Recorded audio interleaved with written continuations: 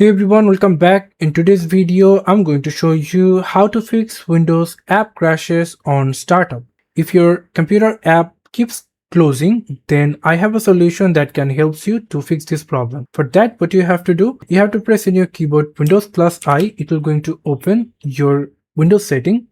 After you're going to come over into the app section, click on installed apps, and here you're going to find out which app causing the startup crashing. Okay, so I just think about I'm going to go for Adobe Express Photos. Click on this three dot, click on advanced option. Into the advanced option, you have to simply scroll down a little bit and come over into this reset option. Here you're going to find out repair. Click on the repair. After complete the repair, you will going to try to open the app.